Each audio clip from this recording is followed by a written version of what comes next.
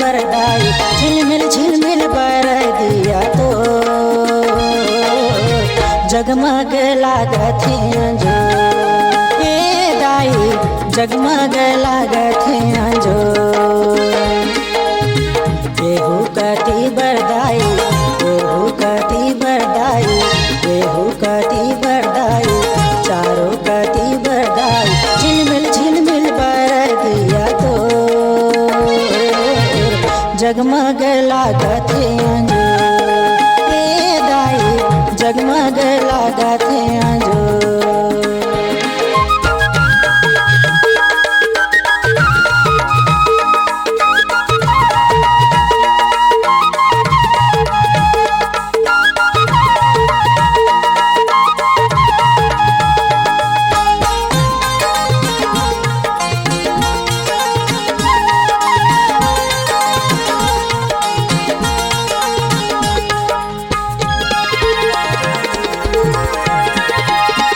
नावा नावा लागे हे मोर घर के अंगनाओ नावा नावा हे दाई मोर घर के चौराओ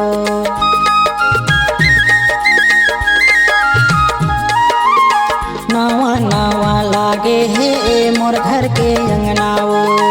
नावा नावा हे दाई मोर घर के चौराओ कतको झने ती आवे कतको झनोती जावे कतको झने ती आवे कतको झनोती जावे चहल पहल है चारों जगमग लागत जो जगमग लागत जो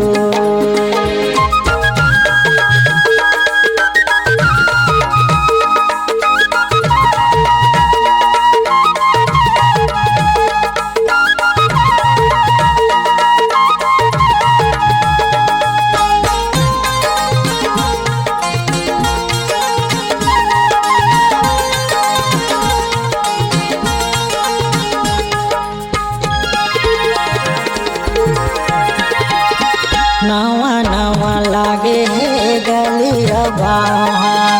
नावा नावा हे दाई दुखरई के छावा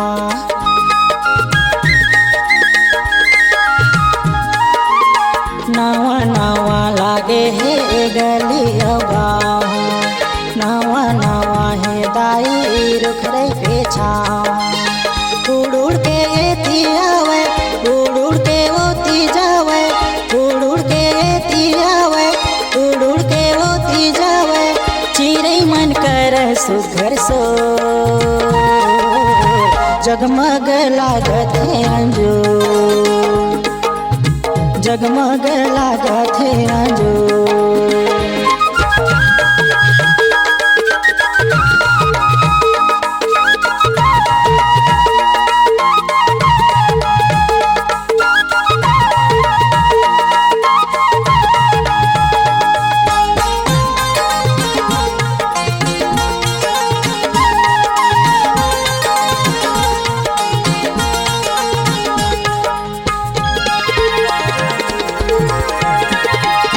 कतको झन खैठे बैठे गाना तोर गावत है कतको झन खड़े खड़े बाजा बजावत है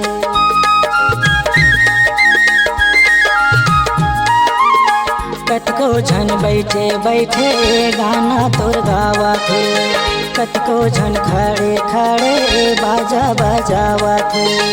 नाचे नाचे करत है झूमे झूमे करत है नाचे नाचे करत है झूमे झूमे करत है खुशी के मारे मन मोर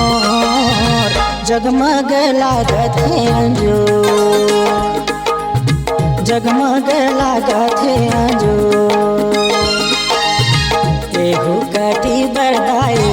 ओहू कति बरदाई केहू कति बरदाई चारों कति बरदाई झिलमिल बर दिया तो जगमग लागत जो ए दाई जगमग लागत जो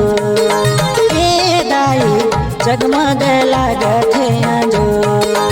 ए मैया जगमग लागत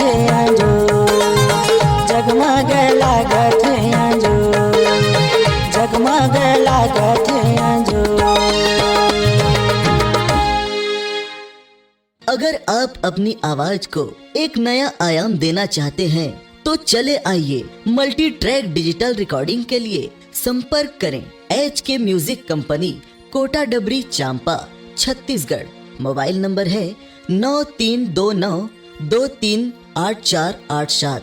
और 8085380339।